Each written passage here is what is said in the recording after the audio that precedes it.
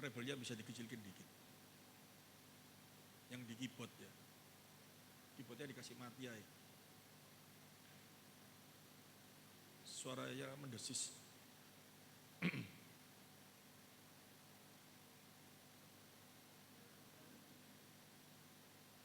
Kita buka di dalam Matius pasal 7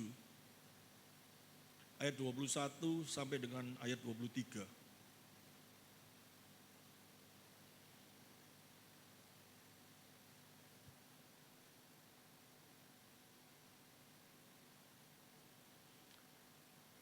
Ayat ini kalau kita penggal hanya kita baca di dalam ayat 21, maka akan terjadi satu pengertian yang lain. Seolah-olah keselamatan kita itu tergantung dari apa yang kita lakukan dalam kehidupan kita. Coba kita baca. Bukan setiap orang yang berseru kepadaku, Tuhan, Tuhan, akan masuk ke dalam kerajaan sorga.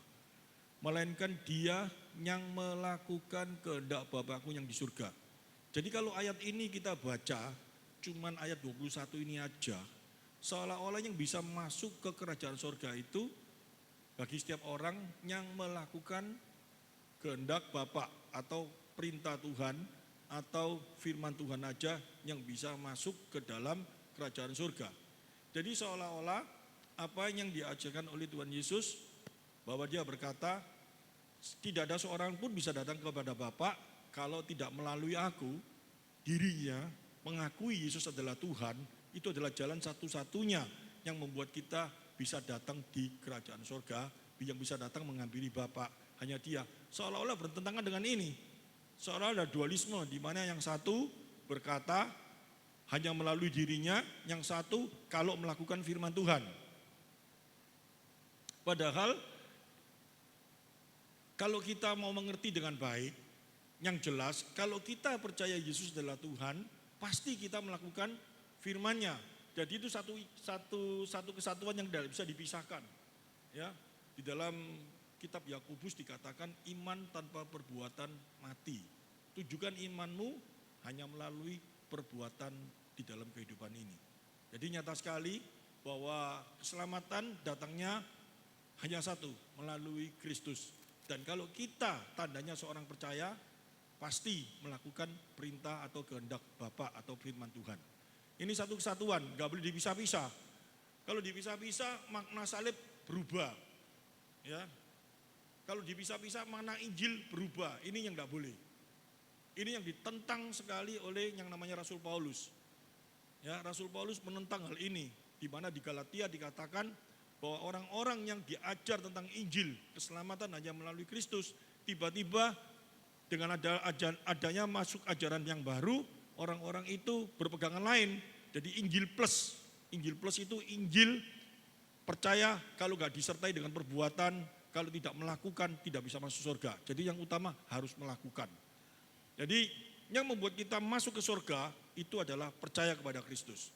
Tanda kita sebagai orang percaya itu melakukan firman-Nya. Ya. Kenapa seperti ini saya katakan? Karena jelas sekali di dalam hukum-hukum Taurat, orang-orang Farisi itu giat sekali melakukan firman Tuhan. Giat sekali mereka itu berupaya melakukan firman Tuhan. Tetapi dia tidak percaya bahwa Yesus adalah Tuhan dan Juru Selamat.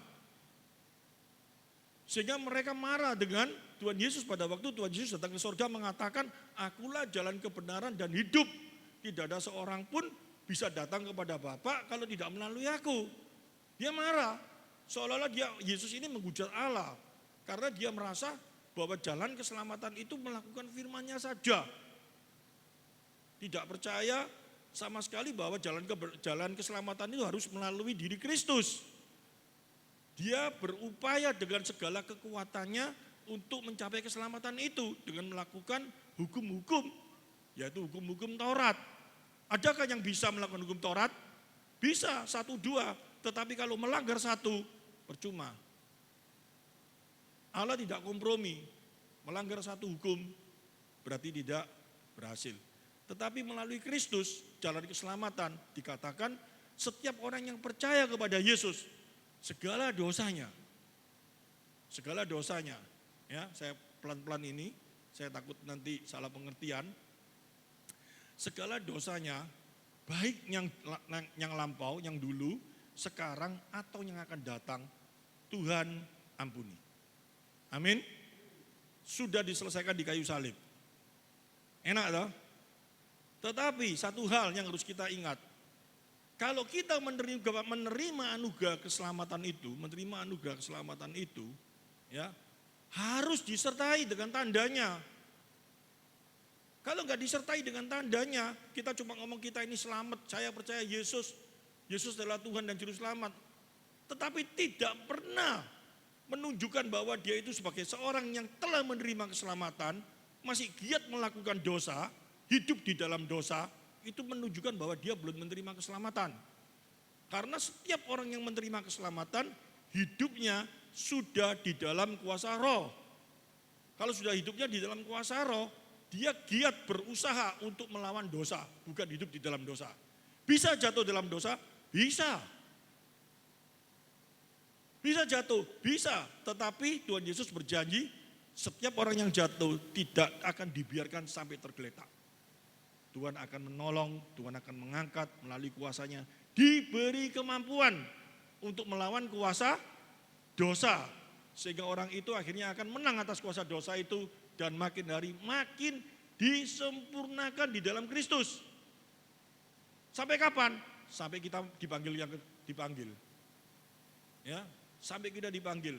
Di dalam kuasanya menunjukkan bahwa kita adalah anak-anak Tuhan. Ini kita pegang dengan baik, ya. Karena ada orang-orang yang salah tafsir. Oh, kalau sudah percaya Yesus, kita pasti selamat. Pasti. Sehingga dia berbuat dosa aja sebanyak mungkin. Dikatakan di dalam kitab Roma pasal 6. Bolehkah kamu berbuat dosa lagi kalau kamu sudah menerima kasih karunia? Dikatakan sekali-kali tidak boleh. Jadi bukan berarti kalau kita sudah menerima Yesus, seenaknya sendiri kita bisa berbuat dosa. Enggak bisa, tidak boleh. Tetapi kita bisa jatuh dalam dosa, bisa. Tetapi dalam kuasanya, tanda kita orang percaya, kita diberi satu kemampuan untuk melawan kuasa dosa itu. Ya, saya kembalikan di dalam Matius pasal 7 ayat 21 sampai dengan 23. Ini satu hal yang menarik. Di dalam konteks ayat Matius pasal 7 ayat 21 sampai dengan 23, ini berbicara tentang nabi palsu. Bukan berbicara tentang soteriologi. Soteriologi itu doktrin keselamatan. Ini penting sekali. Kalau orang diajar tentang doktrin keselamatan, diajar tentang doktrin itu males. Tidak mau tahu karena apa? Sudah menjadi satu kebiasaan. Hal yang terpenting yang harus diajarkan di gereja ini, males orang. Yang diinginkan apa? Kalau datang gereja, janji-janji, menerima berkat itu aja. Jadi hal yang terpenting ini kalau diajarkan sangat males. Ya, saya kembali lagi karena saya sudah sehat. Ya, sudah kuat sehingga saya akan mengajarkan tentang doktrin lagi. Bukan setiap orang yang berseru kepadaku Tuhan, Tuhan akan masuk ke dalam kerajaan sorga. Ini konteksnya apa? Ini orang-orang nabi-nabi palsu itu yang suka mengatasnamakan sedikit-sedikit Tuhan. Tetapi hakikatnya sebetulnya mereka itu belum percaya, tidak menerima kasih karunia. Buktinya apa? Coba kita baca seterusnya. Ayat 22. Pada hari terakhir banyak orang akan berseru kepadaku, Tuhan, Tuhan, Tuhan, bukankah kami bernubuat demi namamu? Bernubuat demi namamu itu setiap apa yang dia lakukan, setiap apa yang dia kerjakan, mengatasnamakan dirinya Tuhan. Seolah-olah dia ini orang percaya. Ya, dan mengusir setan demi namamu, ya toh segala perbuatan, segala apa yang tingkah lakunya ini seolah-olah dia ini melakukannya demi nama Yesus dan mengadakan banyak mujizat demi namamu juga, seolah-olah dia melakukan aktivitas di dalam pelayanan, di dalam segala geriknya, dalam kehidupan melayani Tuhan, mengatasnamakan dirinya Tuhan. Tetapi hakikatnya orang ini belum menerima keselamatan. Coba kita lihat ayat selanjutnya 23. Pada waktu itulah aku akan berterus terang kepada mereka, ya nabi-nabi palsu itu, dan berkata, aku tidak pernah mengenal kamu. Enyanglah daripadaku kamu sekalian pembuat kejahatan. Apa sih? Nabi palsu itu modelnya kayak apa sih? Nabi-nabi palsu itu kalau zaman sekarang itu modelnya kayak apa? Kita disuruh hati-hati dengan model-model orang kayak gini ini. Tapi orang-orang sekarang meremehkan sekali, pokok datang ke gereja itu pasti aman. Kalau masuk di gereja itu semuanya pasti benar. Belum tentu. Karena jelas sekali dalam konteks ayat ini, Iblis itu bisa menyerupai bintang terang. Dia bisa seolah-olah seperti seorang benar, seperti seorang hamba yang mengasihi Tuhan. Dikatakan di dalam ayat 22 itu tadi jelas. Dia melakukan mujizat, dia melakukan hal-hal yang sangat luar biasa mengatasnamakan dirinya. Semuanya mengatasnamakan Yesus, bukan dirinya sendiri. Seolah-olah dia ini benar. Tetapi hakikatnya apa yang ada dalam diri orang itu, Tuhan katakan apa? Pembuat kejahatan. Kok bisa kayak gitu? Ayo coba kita selidiki ya dulu ayat ini. Konteks ayat 15 sampai 23 berbicara tentang nabi palsu. Kenapa kita bisa tahu bahwa ini berbicara nabi palsu? Coba kita lihat ayat yang ke-15. Jangan kita baca ayat 21 toh, coba kita lihat ke-15. Konteksnya ini apa? Waspadalah terhadap nabi-nabi palsu yang datang kepadamu dengan menyamar seperti domba, tetapi sesungguhnya mereka adalah serigala yang buas. Jelas sekali ya. Jadi konteks ayat ini kalau kita baca dari ayat 21 kita bisa salah. Tapi kalau kita melihat dari ayat 15, baru kita ngerti bahwa Yesus itu memberi satu kewaspadaan kepada umatnya. Hati-hati dengan nabi palsu. Nabi palsu itu modelnya kayak apa? Dia seolah-olah mengatasnamakan dirinya. Segala perbuatannya mengatasnamakan Yesus, segala perbuatannya mengatasnamakan Tuhan. Tetapi sesungguhnya mereka itu adalah serigala buas.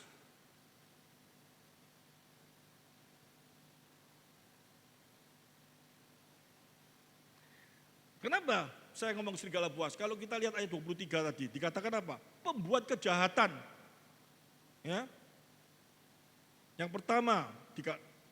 pertama menunjukkan bahwa konteks ini menunjukkan kepada nabi-nabi palsu, kita lihat di ayat 15. Yang kedua, kita melihat Yesus berkata di dalam ayat 23, "Hai engkau pembuat kejahatan." Itu menunjukkan ke nabiannya palsu. Ayat 23 menunjukkan bahwa mereka betul-betul Kristen KTP. Hanya KTP-nya saja yang Kristen, menunjukkan dia Kristen, tapi sesungguhnya dia tidak dikenal oleh Allah. Karena kalau Allah berkata ya, dikatakan apa? Pada waktu itu akan terus terang berkata kepada mereka dan berkata, aku tidak pernah mengenal kamu. Kalau memang itu adalah domba atau dikatakan domba, ngerti kita ya, kalau domba itu dikatakan sebagai umat Allah, orang yang dikasihi Allah, Allah pasti mengenal setiap domba-dombanya. Ayat-ayat yang menunjukkan bahwa Allah pasti mengenal domba-dombanya. Kita coba buka di dalam 2 Timotius pasal 2 ayat 19a. Atau Yohanes 10 ayat 27. Ya ini. Tetapi dasar yang diletakkan pada Allah teguh, Tuhan mengenal siapa kepunyaannya.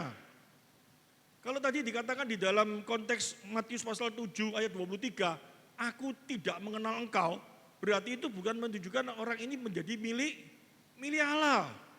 Meskipun orang itu melakukan mujizat, meskipun orang itu melakukan hal-hal yang sangat luar biasa, mengatasnamakan dirinya Yesus, tapi Yesus berkata, aku tidak kenal. Kalau tidak kenal, berarti menunjukkan bahwa dia bukan orang pilihan Allah. Dijelaskan lagi di Yohanes pasal 10 ayat 27.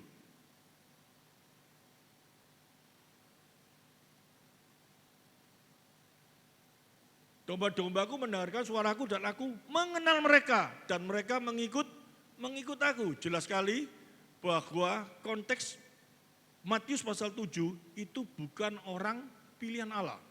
Bukan orang yang telah menerima anugerah keselamatan. Tetapi dia kok bisa melakukan mujizat? Pertanyaan kayak gitu toh. Dia bisa menyembuhkan orang loh. Dia bisa melakukan aktivitas yang sangat luar biasa. Kalau bukan Allah yang lakukan, gak mungkin. Saya pernah berbantahan dengan seorang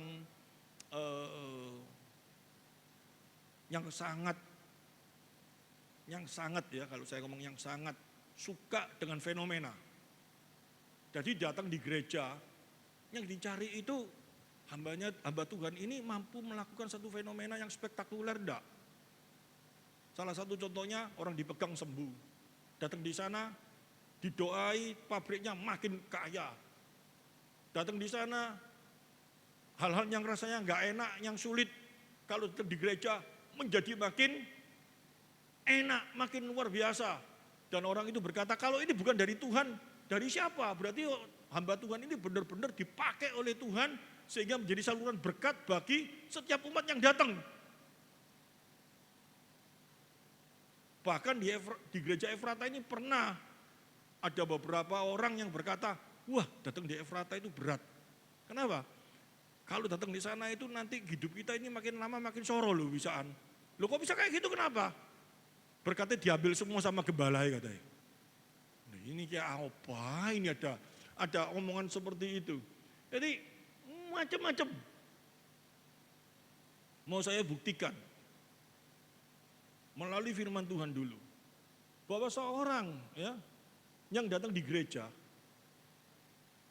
dan hamba Tuhan itu yang diberitakan cuman kalau kamu datang di gereja dengan sungguh-sungguh, dengan setia, dengan taat, khotbahnya itu cuma mengarah kepada sana. Kalau kamu membeli perpuluhan, maka Tuhan akan membukakan tingkap-tingkap di langit. Perpuluhan akan diberikan kepada kamu sebanyak mungkin 10.000 kali lipat. Apa itu diterapkan, dimasukkan dalam otak seseorang tanpa memberitakan Injil, tanpa memberitakan berita sesungguhnya yang harus kita terima di dalam kehidupan kita. Sesungguhnya orang itu adalah penyesat. Kenapa bisa seperti itu? Coba kita lihat. Di dalam Matius pasal 24 ayat 4 dan 5.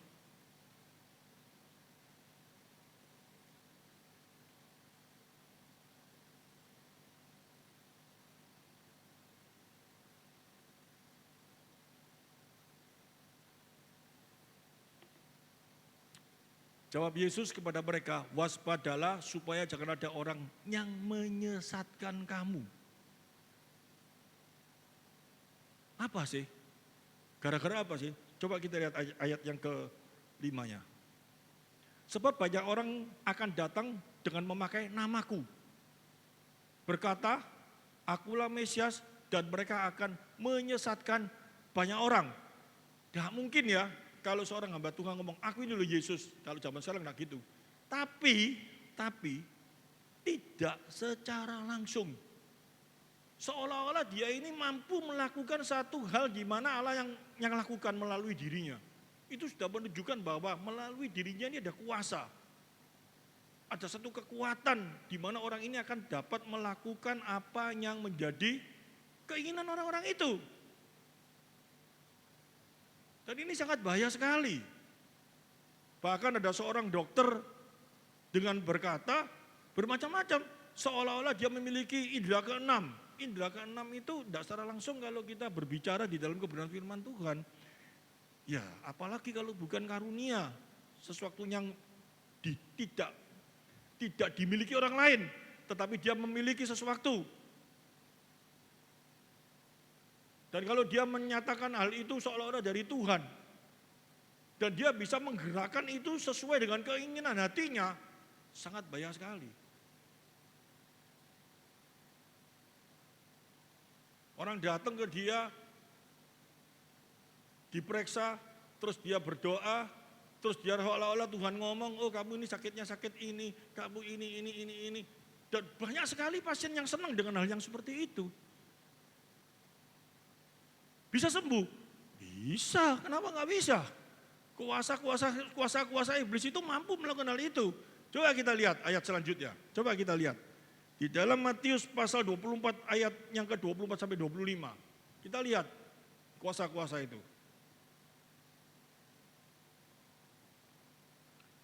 Pasal 24 ayat 24.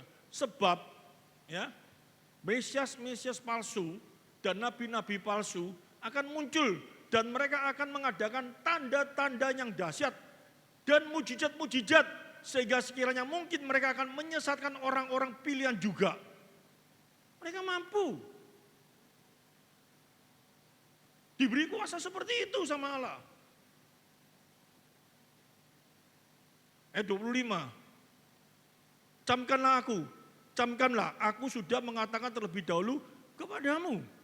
Tapi sekarang yang dicari orang-orang apa? Di dalam gereja, ya, di dalam gereja, orang sekarang sampai sekarang masih sekali senang, ya, dengan ajaran-ajaran yang demikian. Kalau diajarkan keselamatan sesungguhnya itu rasanya boring, bosen. Nggak enak apa sih ini? Rasanya kok ada sesuatu yang ganjil dalam hatinya. Ya memang kalau orang lihat fenomena itu paling seneng. Dari dulu apalagi pendetanya selalu khotbahnya, datang kamu diberkati, datang kamu dapat mujizat, datang kamu. Siapa yang nggak seneng? Rasanya langsung tuh bisa terjadi, langsung enak. Tetapi apakah seperti itu berita Injil?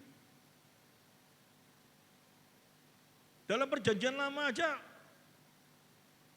nabi-nabi palsu, Tuhan sangat marah sekali dengan nabi-nabi palsu itu. Di dalam Yeremia pasal 6, coba kita lihat. Saya tunjukkan ini dulu, supaya kita semua ngerti. Yeremia pasal 6 ayat 13 sampai 15. Supaya kita ngerti. Sesungguhnya dari Yeremia pasal yang ke-6, 13, ya, sampai dengan 15. Sesungguhnya dari yang kecil sampai yang besar di antara mereka, semuanya mengejar untung. Baik nabi maupun imam semuanya melakukan tipu. 14, mereka mengobati luka umatku dengan memandangnya ringan, katanya, damai sejahtera tetapi tidak ada damai sejahtera. Ini ngerti maksud konteksnya. Orang Israel pada waktu itu melakukan kekejian di hadapan Allah. Mereka melakukan satu perbuatan dosa yang tidak betul di hadapan Allah. Ya. Orang-orang kalau melakukan dosa itu sadar enggak?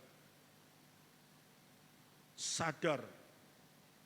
Karena hati nurani kita ini tidak secara langsung Tuhan kasih menjadi penghakim dalam kehidupan kita.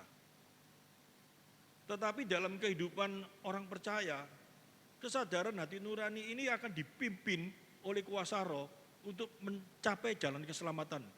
Di mana dia sadar bahwa dia tidak mampu melawan dosa. Siapa sih dalam kehidupan ini yang mampu melawan dosa? Siapa sih di dalam kehidupan ini yang mampu benar-benar untuk hidup tidak pernah melakukan dosa? Dosa itu bukan sesuatu yang cuma kita lakukan, kita sudah bergerak, baru bisa kita menyebut ini dosa. Ada dalam pikiran kita saja itu sudah dosa, dan itu menjadi beban dalam kehidupan kita. Bahkan firman Tuhan berkata, jika seseorang tahu yang baik, tapi tidak mau menyatakan yang baik itu karena takut, itu sudah dosa. Itu belum melakukan loh, cuma ada pikiran, aku ngerti ini hal yang baik. Harusnya aku lakukan, tapi enggak wes nanti aku lakukan ini aku rugi gini-gini, itu sudah dosa. Belum melakukan itu sudah dianggap dosa. Dalam kehidupan manusia itu sangat sulit, bukan sangat sulit, enggak mungkin bisa melawan kuasa dosa dalam dirinya. Nah, orang Israel pada waktu itu menggambarkan orang Israel. Umat Israel itu melakukan banyak sekali hal dosa itu dalam kehidupan mereka. Nah, sekarang sekarang ini, ya dalam kehidupan kita sehari-hari hanyalah lakukan dosa macam-macam. Benar enggak?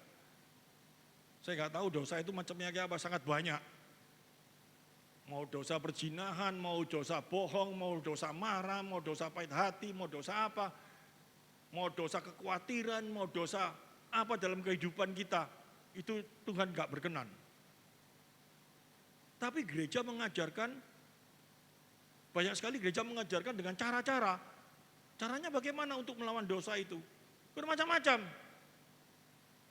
Bukan menaruh segala sesuatunya dan minta ampun sama Tuhan, berjalan bersama Tuhan untuk menang atas kuasa dosa. Tapi yang dilakukan apa? Syariat-syariat.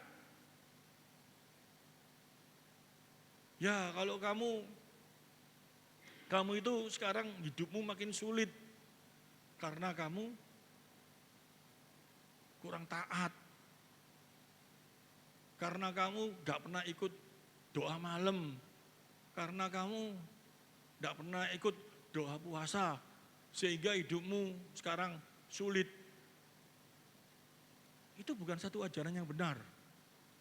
Seseorang ya, yang benar, kalau diajar, bagaimana hidupmu kok bisa seperti ini?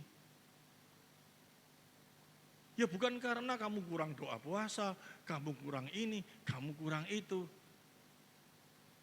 Apakah menjadi sebuah jaminan setelah dia berdoa, doa puasa ataupun apa, terus menjadi baik semuanya? Kalau gak baik ya apa? Padahal sebuah kebenaran itu gak bisa dipungkiri.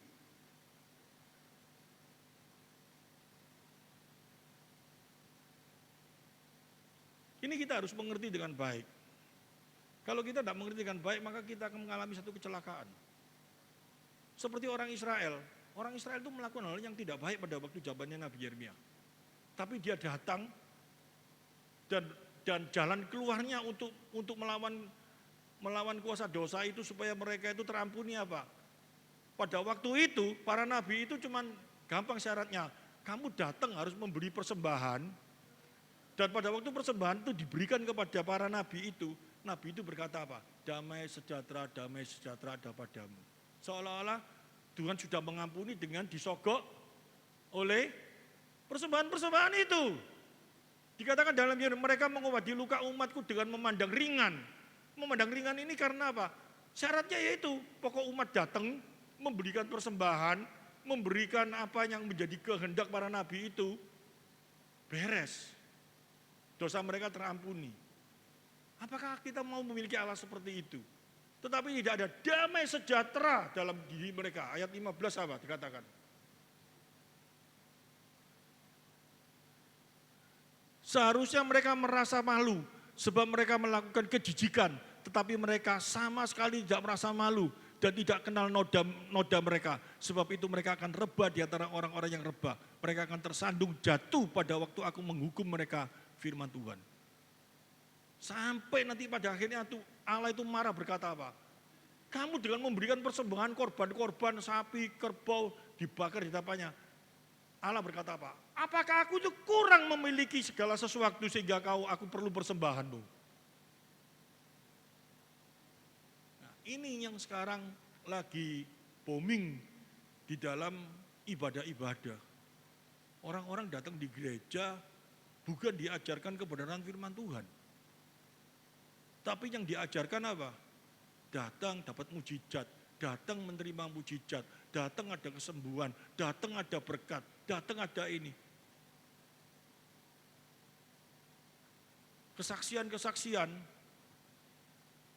bagi jemaat, ya kalau bagi jemaat, kalau dia bersaksi, oh setelah aku setia sama Tuhan, aku taat sama Tuhan, Tuhan berkati aku, tokoku sekarang mulai maju. Enggak apa-apa, itu masih bayi rohani.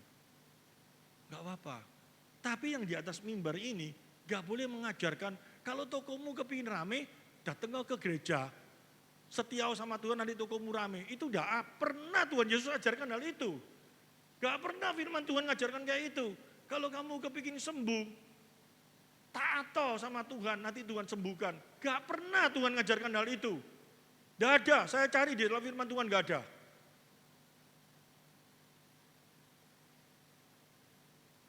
Ini juga mengingatkan istri saya sekarang. Dia taat loh. Pagi dia berdoa, saya tahu kok. Setiap pagi dia berdoa, mau malam dia berdoa. Segala sesuatu dia lakukan di dalam Tuhan. Saya tahu kok, dia sangat-sangat takut sama Tuhan. Tapi tiba-tiba Tuhan izinkan dia. Pada waktu saya ulang tahun, dia masih seger-seger mencolot-mencolot gitu itu. Ya, tahu semua cibimbingan orangnya periang, no? Kayak apa kelinci gitu, loncat-loncat. Gendong cucu saya tiba-tiba dia bisa kakinya kepelecuk jatuh. Di foto Katanya tulangnya ada yang tepos, ada bukan tepos tapi delep titik gitu. Sedikit aja, tapi dia sakit luar biasa. Saya ngomong, ya ada maksud Tuhan yang luar biasa. Saya nggak tahu, tapi saya percaya ada maksud Tuhan yang luar biasa. Saya sendiri dalam tubuh saya heran, kenapa Tuhan izinkan hal ini terjadi dalam diri saya. Tapi setelah saya lalui, saya makin tahu, saya punya Tuhan yang sangat luar biasa. Saya bisa merasakan, kalau dulu cuma mendengar, tapi saya bisa melihat. Itu saya nyata sekali dalam kehidupan saya. Kenapa bisa seperti itu? Dalam kehidupan saya pribadi ya, beberapa waktu yang lalu pada waktu saya dikatakan oleh dokter, saya kena jantung, usus saya ada masalah, ada kanker, ada gini. Itu saya takut luar biasa. Saya takut luar biasa, saya khawatir luar biasa. Kurusnya badan saya itu bukan saya nggak bisa makan, tapi pikiran saya nyantol di sini saya terus. Terus saya mulai berpikir, apa yang saya miliki, apa yang saya punya ini, tiba-tiba kada ada artinya semuanya. Karena sebentar lagi saya akan dipanggil Tuhan, saya merasa kayak gitu. Wah, dalam pikiran saya macam-macam luar biasa. Tapi sungguh aneh dan ajaib. Pada waktu diperiksa, sampai sedemikian dalamnya, gak ada masalah. Dan tiba-tiba saya merasa sembuh, sehat, kuat, gak ada apa-apa dalam diri saya. Saya mulai introspeksi diri sama Tuhan. Apa ini maksud Tuhan seperti ini? Oh, saya makin tahu. Tuhan itu begitu luar biasa. Gak ada orang yang bisa,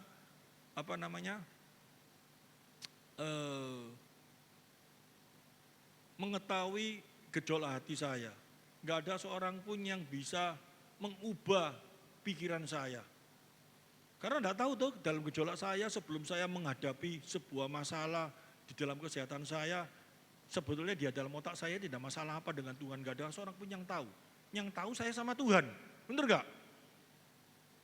Saya sekarang ngaku di atas mimbar. Saya ini seorang yang sangat-sangat senang sekali belajar. Yang sangat-sangat senang sekali menyelidiki sesuatu. Suatu saat, setiap malam itu yang saya lihat bukan firman Tuhan. Yang saya lihat itu alam semesta. Dan saya tidak mau mengajarkan kepada kalian semua. Akibatnya apa? Kalau saya melihat alam semesta sedemikian luar biasanya, saya bayangkan saya ketemu sama Tuhan ini kapan di surga, ngerti? Nanti kalau saya tidak ada, saya berangkatnya ke surga ini kayak apa gitu loh. Itu tiba-tiba ada di kepala saya, akhirnya mulai saya sama Tuhan hubungannya mulai jauh. Makin jauh. Karena bayangan saya, alam semesta itu kalau saya pelajari, luasnya itu tidak terukur.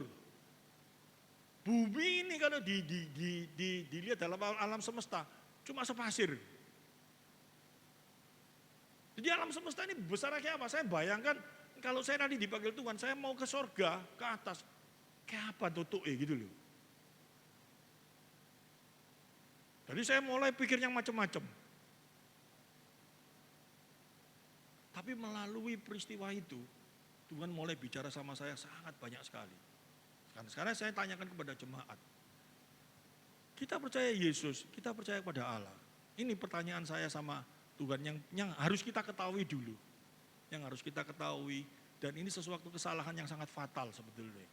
Nanti karena kalau Anda mulai mempunyai pemikiran yang seperti saya pikirkan, Anda mulai akan goyang imannya. Kenapa seperti itu? Ya, ini saya jelaskan. Selama ini dalam kehidupan kita percaya kepada Yesus tujuannya apa? Supaya mati masuk ke surga toh? Masuk mati masuk ke neraka kan gak mungkin.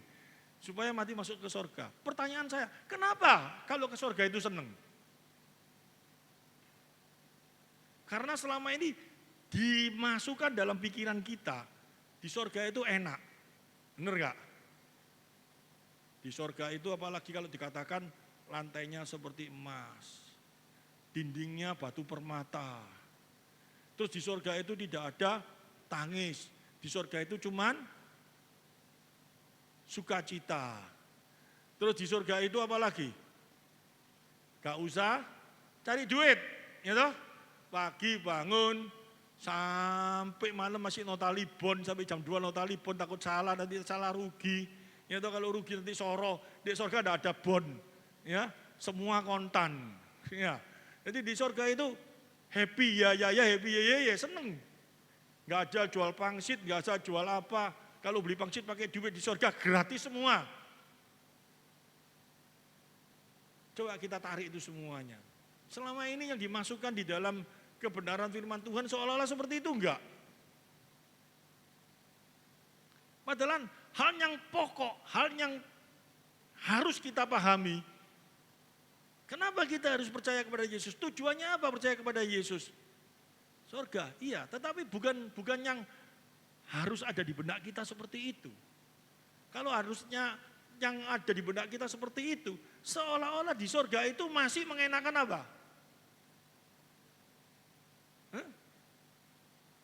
Tubuh ini loh, daging ini loh. Padahal di surga itu kita pakai tubuh kemuliaan, nggak pakai tubuh ini. Itu yang pertama. Tetapi yang masih dicari itu apa? Keinginan daging ini. Ya, Bu ya. Waduh, di sini boyoknya sakit ya. Tulangnya sakit semua. Nanti di surga sudah pasti jadi sembuh semua ya. Mau yang muda yang tua, boyoknya sudah tidak ada sakit boyok karena di sana ada dokter. Pasti boyoknya hilang semua, lambung sudah tidak ada. Tidak pakai lambung karena kita makan apa tidak tahu. Tapi yang ada dalam pikiran kita apa? Waduh, kalau aku gak percaya Yesus, aku nanti neraka, nanti disiksa aku, tubuhku dipotong, dibakar. Sakit, gak berani aku. Kalau aku di surga seneng, bener ya? Ya, gak pernah rasa sakit, wes guyu tok.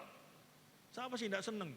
Kalau tujuannya seperti itu di surga, nanti jadinya seperti saya. Kayak apa cara naik ke surga? Kalau besarnya kayak gitu. Alam semesta kita pelajari sedemikian luasnya. Allah menciptakan alam semesta ini. Bumi yang kita duduki segede ini dibandingkan alam semesta itu sepasir. Kapan tutup ini surga? Bener gak?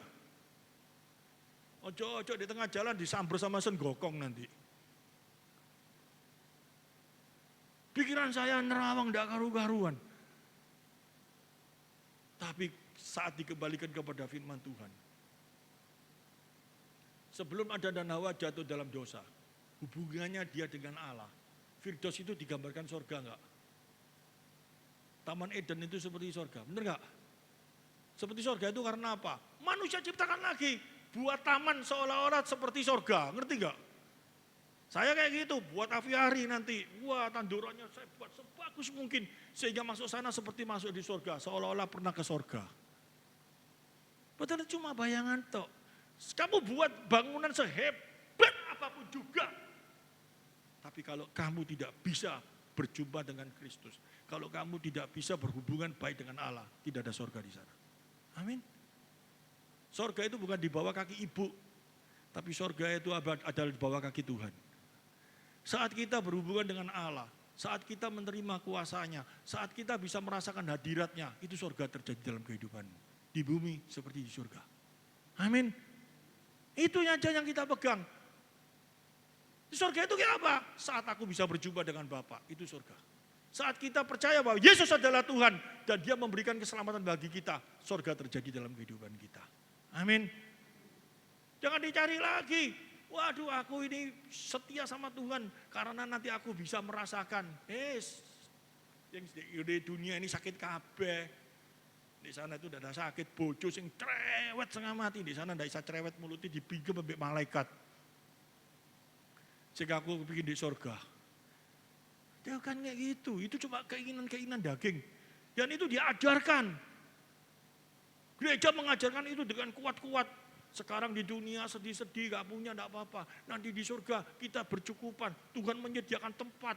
Wah, kalau Tuhan yang buat tempat, waduh, pendetanya seneng guyon. Wah, dindingnya dibuat dari emas apa seneng. Di sana emas gak payu. Kalau emas itu banyak luar biasa. Seperti aspal itu, masuk payu. Siapa sih mau pakai cincin aspal? Hah? Siapa yang mau pakai cincin dari aspal itu? Tidak mau. Karena di aspal tidak ada emas, jadi semua pakai cincin emas. Lalu kalau di surga lantainya dari emas, tidak ada harganya. Yang mahal di sana aspal. Kembali lagi jadi bumi. Karena di surga aspal mahal. Nanti di surga kita senang-senang di sana. Ada orang bawa aspal mahal. Waduh, aku kepingin di bumi. Rek. Kembali di bumi. Di bumi aspal itu murah.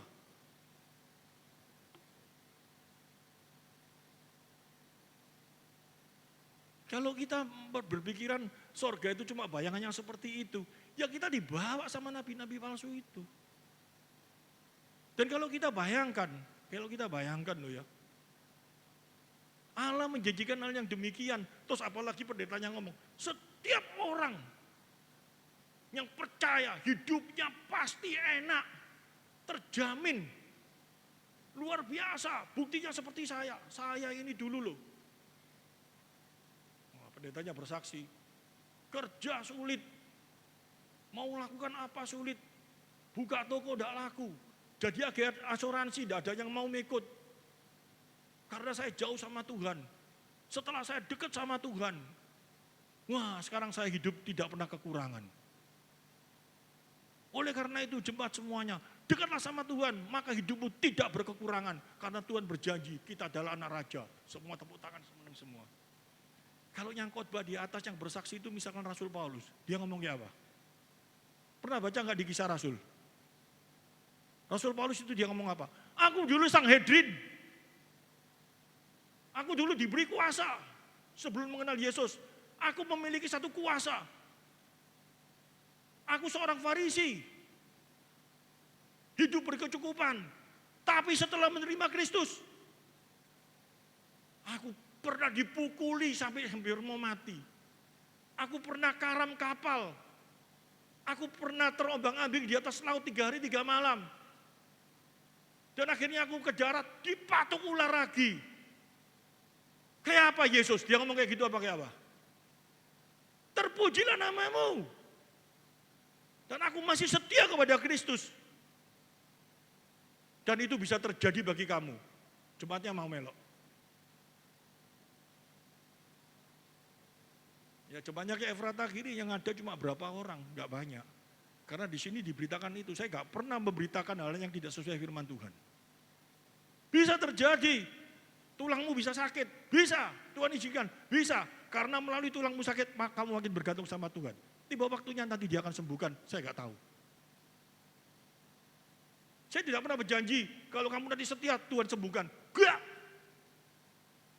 Tapi melalui segala peristiwa dalam hidupmu, ada maksud Tuhan yang baik dalam kehidupanmu.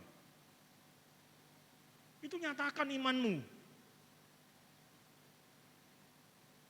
Kalau cuma janji datang di gereja, datang di sini, kamu nanti diberkati, kamu gini. Kalau saya kayak gitu, tempat ini penuh sampai bawah. Saya bisa kayak gitu, sangat gampang gombal kayak gitu. Oh saya sini seorang sales kok. Ya, marketing itu gampang enggak kayak gitu. Gampang, lihat orang, orang ini. Kalau tak omong kayak gini pasti seneng sama ngatut. Ya gampang lah. Tapi kalau ngomong kebenaran, resikonya harus kita terima di dalam Tuhan. Harus berani. Orang tidak mengerti dalam hal ini. Sehingga berita yang diberitakan itu cuma sesuatu yang sifatnya apa? Kedagingan tok. Padahal Tuhan Yesus itu tidak pernah mengajarkan tentang hal itu. Segala sesuatu akan ditambahkan kepadamu. Carilah kerajaan surga dan kebenarannya dulu. Hal yang namanya untuk kebutuhan tubuh ini, Tuhan cukupkan kok.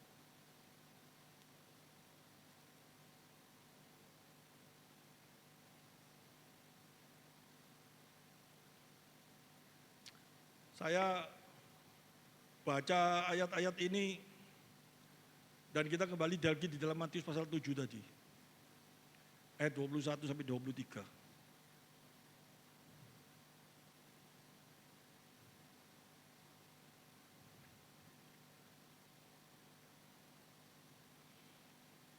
Bukan setiap orang yang berseru kepadaku, Tuhan, Tuhan akan masuk ke dalam kerajaan surga, melainkan dia yang melakukan kehendak Bapakku yang di surga.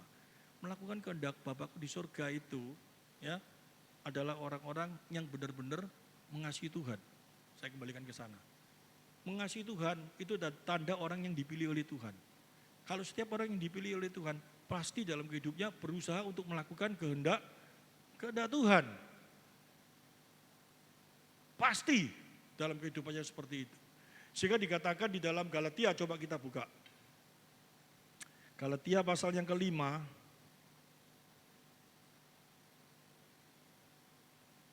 ayat yang ke-16.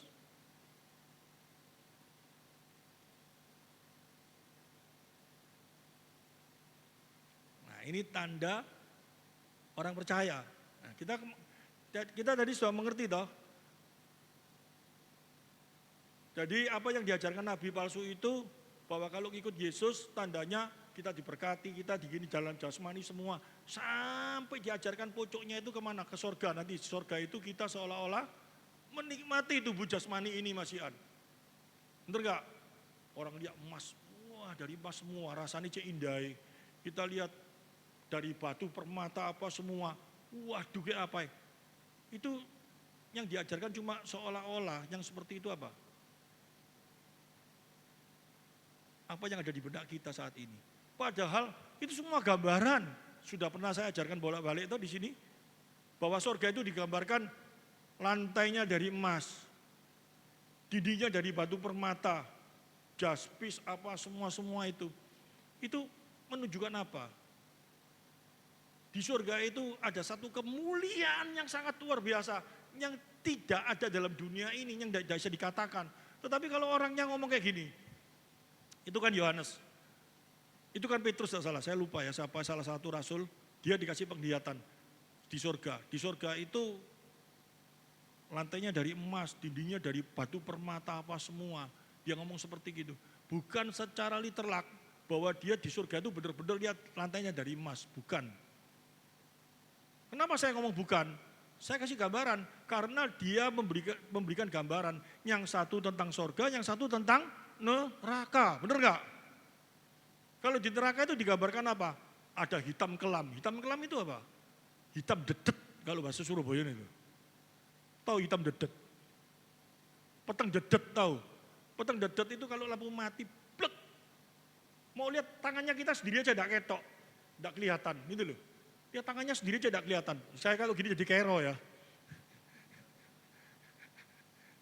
Lihat tangannya sendiri aja tidak kelihatan. Peteng dedet. Ya, hitam kelam. Dikatakan seperti itu. Ada api yang membakar, yang tidak pernah berhenti.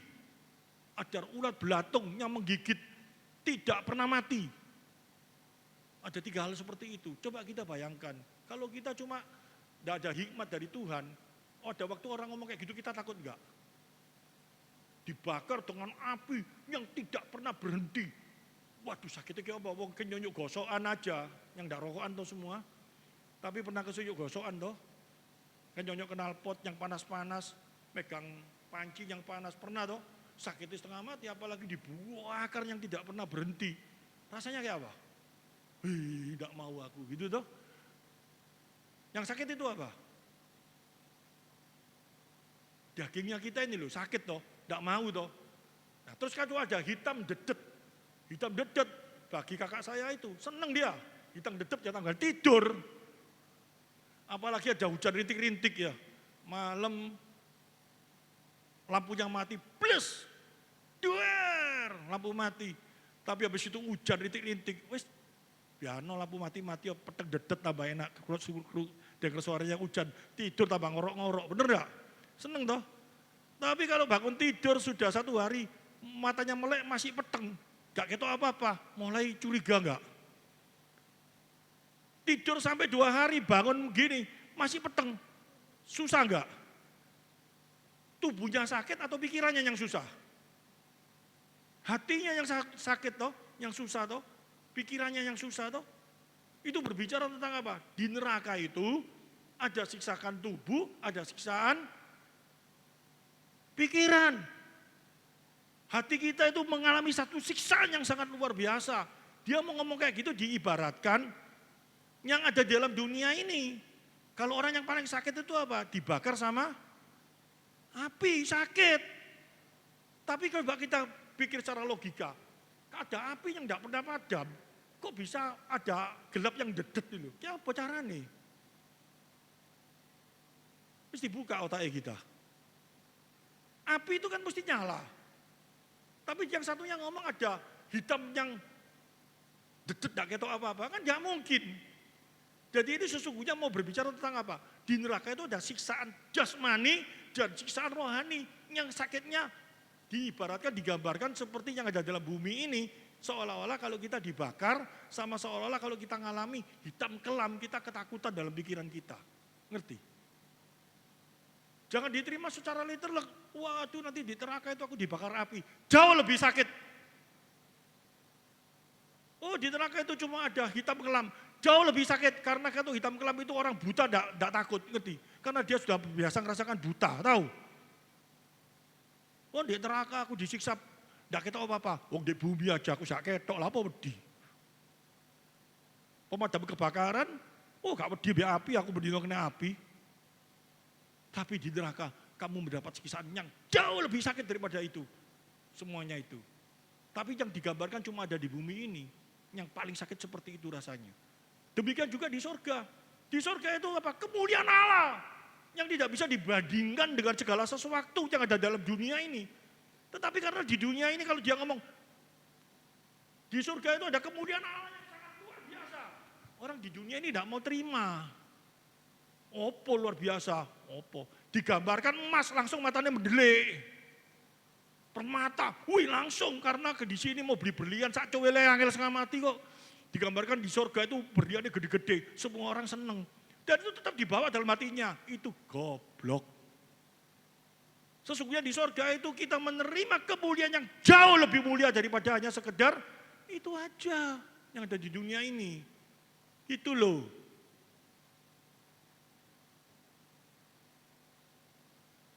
Nah, jadi kalau kita sudah mengerti soal itu dengan benar, kita mulai tahu.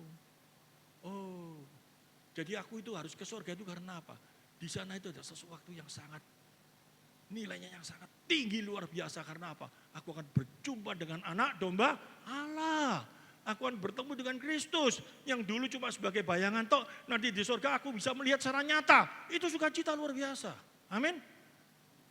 Kamu lebih senang ketok Yesus apa lebih senang ketok berlian sak gegem-gegem itu di surga? Kalau di surga itu berliannya gede ini sak gini semua, gak payu berlian itu, podo batu kerikil di dunia itu, tahu? Yang mahal di surga itu batu kerikil, tidak ada di sana. Balik lagi di bumi. Cincinmu jadi batu kerikil. Nah, coba saya mulai belajarkan logika di sana. Oleh karena itu kalau kita sudah ngerti sekarang, kenapa kita rindu? Kenapa kita ini bersyukur?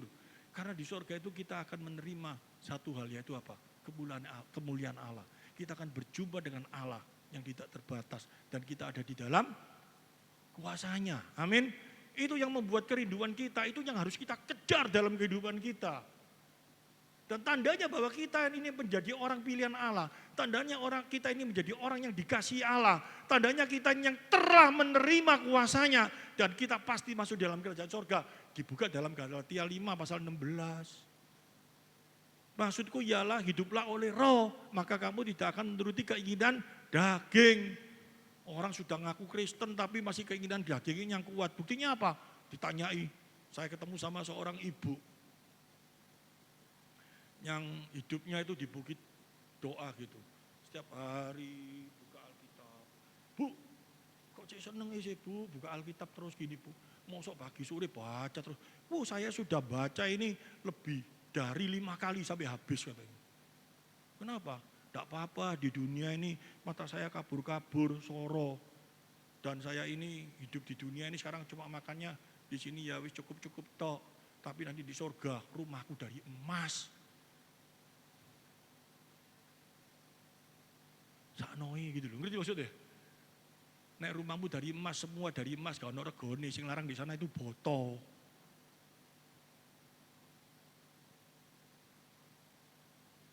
Pikirannya manusia itu tetap yang dipikirkan cuma apa? Keinginan dagingnya, dia tidak sadar. Kenapa dia bisa kayak gitu? Karena diajar oleh orang-orang yang tidak bertanggung jawab. Tidak diajarkan tentang Injil sesungguhnya. Yang diajarkan apa? Keinginan-keinginan daging yang diputer balikan seolah-olah berbicara tentang kerohanian, berbicara tentang roh. Padahal yang dibicarakan hanya keinginan daging.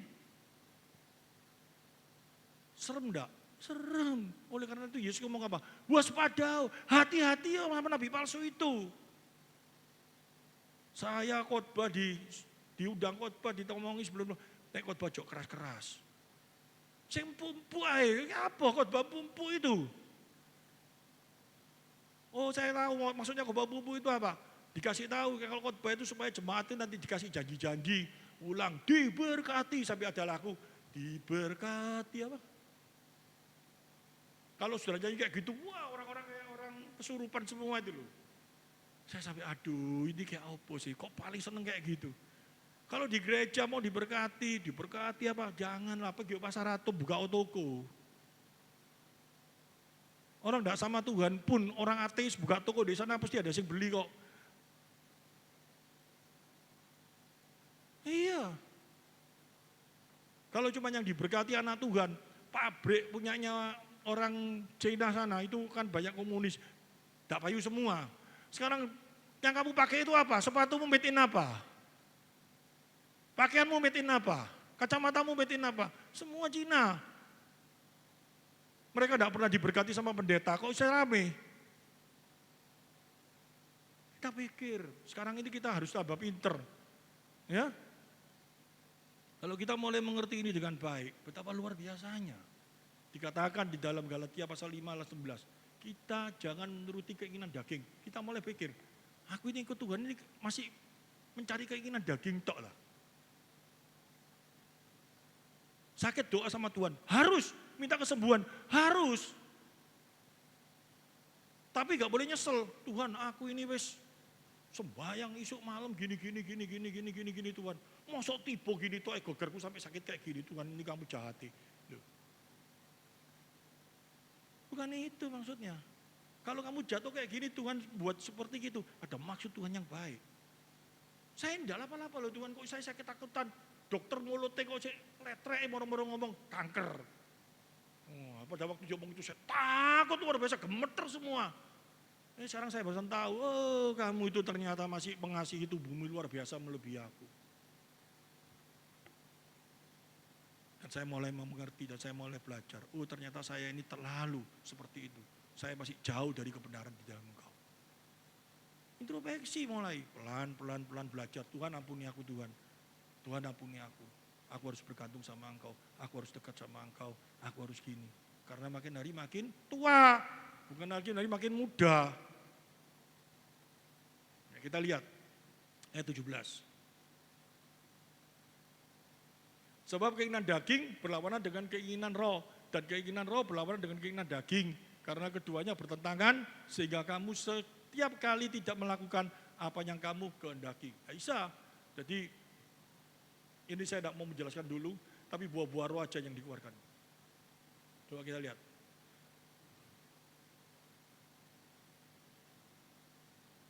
Kalau jelaskan ini nanti selesai jam 12. Semua nanti mulai keinginan dagingnya keluar itu apa? Lapar. Ya ini ayat 21. 21 dulu. Kedengkian, kemabukan, pesta pora dan sebagainya terhadap semua itu kuperingatkan kamu seperti yang telah kubuat dahulu. Bahwa barang siapa melakukan hal-hal yang demikian ia tidak akan mendapat bagian dalam kerajaan Allah. Nah, kita jangan salah loh ya, berarti nggak boleh pesta pora, kita anti pesta, bukan seperti itu. Kalau cuma pikirannya seperti itu, itu yang Tuhan tidak mau. Yang saya mau jelaskan sekarang ayat 22, ini banyak pengertian yang salah. Tetapi buah roh, nah, setiap orang percaya harus ada buah roh enggak? Rohnya ini roh besar, jadi kalau kita percaya kepada Yesus adalah Tuhan dan Juru Selamat, saat itu juga Roh Kudus dihadirkan dalam hidup kita. Amin. Berarti Roh Kudus itu ada dalam diri kita. Roh Allah itu ada dalam diri kita. Dia pasti berbuah. Amin. Dia pasti berbuah. Pasti itu. Nah, ini yang jadi satu masalah sekarang. Ialah kasih, sukacita, damai sejahtera, kesabaran, kemurahan, kebaikan, kesetiaan, terus kelemah lembutan, penguasaan diri. Pada saat dikatakan penguasaan diri, ijek belum waktu nih. Kita sering ngomong kayak gitu toh. Ya, kasih ada. Pertama kali kita belajar kasih dulu. Coba ayat 21, 22. Buah roh itu apa? Kasih. Oh, orang itu buah rohnya sudah ada. Apa? Kasih. Tapi dia masih belum sukacita, enggak bisa deh. Itu suka ada dalam diri kita. Oh, aku ini lumayan lah. Aku belajar tentang, sekarang ini aku sudah kasih kok. Sudah ada sukacita. Damai sejahtera ada. Tapi sabar belum aku, dilatih aku. Jadi buah rohnya soal sabar masih belum, masih ngelatih. Gak bisa. Salah kalau kita ngomong kayak gitu. Kalau ada kasih, pasti ada kesabaran enggak? Kasih ini bisa menyakup kesabaran enggak? Bisa. Kalau ada kasih, pasti ada damai sejahtera enggak? Bisa. Kalau ada kasih, pasti sukacita enggak? Bisa. Kalau ada kasih, kemurahan, kebaikan, kesetiaan, pasti. Penguasaan diri pasti. Jadi buah roh itu satu kesatuan. Jangan dipisah-pisahkan. Jangan kita pikir, ya aku enggak sabar ini tak latih kesabaran. Buah roh itu datangnya bukan karena kemampuan kita. Penguasaan diri itu bukan satu kemampuan dari diri kita. Tapi itu satu pertunjukan di mana Allah hadir dalam hidup kita. Kita harus penguasaan diri. Kalau kita ngomong penguasaan diri itu karena kita telah menang dalam latihan, bedanya apa dengan agama lain? Bahkan agama lain jauh lebih hebat enggak? Untung kita di GPPS terkenal dengan pakai baju putih-putih, tidak berwarna. Penguasaan diri, tidak mau pakai baju warna-warna. Saya warna-warna. Tapi agama lain ada enggak yang belajar penguasaan diri? Satu, dia pakai pakaian cuma satu warna, bener enggak? Coklat, bener toh? Dia makan cuma satu warna, putih sama hijau. Enggak mau makan daging, supaya penguasaan diri. Dan dia telah bebas dalam hal itu. Dan dia merasa dia bisa penguasaan diri. Dia mau marah, sulit marah. Bahkan dia ditempelin kiri kanan, kasih pipi kiri. Dia gak bisa marah. Tapi di dalam 1 Korintus pasal 13, 14 apa? Ada seorang yang begitu baik dalam hidupnya. Mungkin dari keluarga baik, mulai kecil diajar kebaikan ya. Sehingga dia sampai pada sesuatu saat, dia mau mati bagi temannya. Bahkan dibakar tubuhnya pun dia mau demi temannya. Paulus berkata apa? Orang yang seperti itu kebaikannya seperti apa? Seperti gong yang bergemincing, tapi tidak ada kekekalan. Ngerti tidak kekal. Orang cuma ngomong baik, tapi nilai kekekalannya tidak ada. Tidak bisa menyelamatkan. Tapi kalau kau di dalam Kristus, semuanya itu kalau kau lakukan tanpa Kristus, sia-sia. Karena tidak ada nilai kekal. Apakah dengan dia membakar diri itu bisa menyelamatkan seseorang? Apakah dengan perbuatannya dia membakar diri, segala penguasaan diri itu bisa menarik seseorang percaya kepada Kristus? Nggak bisa. Tapi kalau semua yang kita lakukan, semua kebaikan yang kita lakukan, karena Kristus ada nilai kekal. Kenapa? Tujuannya satu, supaya orang itu bisa mengenal Yesus dalam hidupku.